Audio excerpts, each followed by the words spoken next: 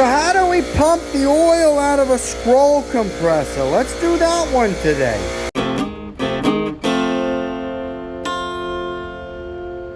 So first up at the controller, you're going to go into your suction group. You're going to go over to service. If you don't got a controller, just do it the best you can. Compressor number 3, you're going to log in with the information, whatever you got to do, and we're going to turn it off at the controller. Then we're going to come over here to one of these panels, compressor 3, turn that off. Then we're going to come over here to the breaker, compressor 3, turn it off. Alright, so now we're here. We took the covers off the discharge service valve, the suction side, and then the oil. So what we're going to do is we're going to hook up our gauges on the suction side, and then we're going to close it, because since the stem is all the way black, it's blocking that suction port. If we closed it and then took it off, it would blow refrigerant out there, and we don't want that. So as you can see, whoever engineered this is silly. It's just way too close. So I ended up having to use a hose that doesn't have low loss, turning it backwards and putting it on it the opposite way. Just how it ended up happening.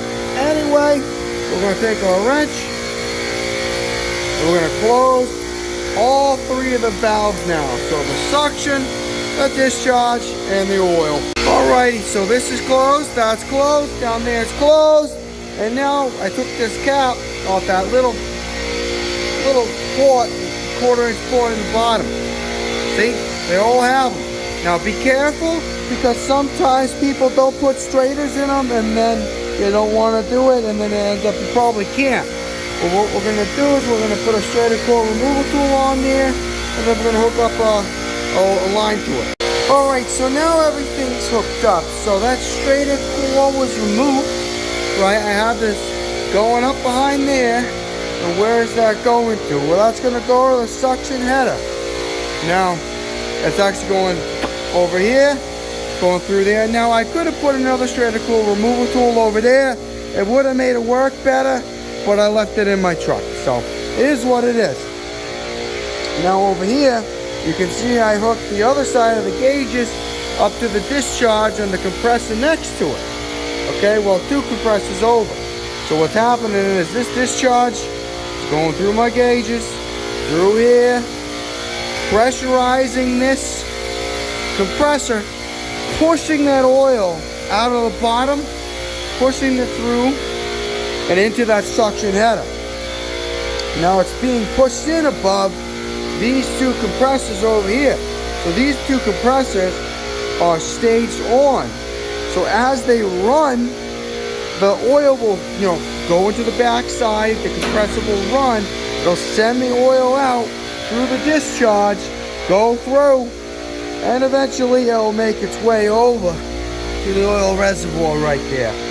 But so we're going to give it, 10 minutes or so, let it do its thing, and see how it works out.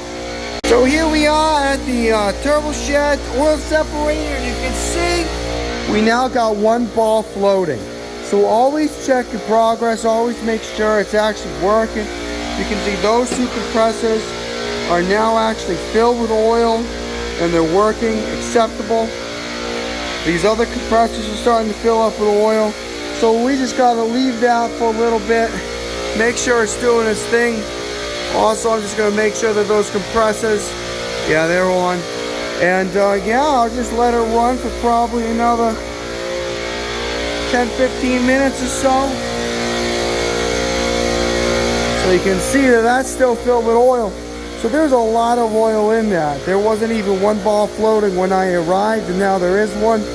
There's probably another ball of oil, and hopefully nobody added any to the rack. Anyway, that's how you do it. I hope that helps you. Please like, subscribe, and feel free to leave a comment if you have an idea, something you want us to do a video on, or just general advice, whatever. I want it to be a place that people can learn. Have a good one, and that's how you do it.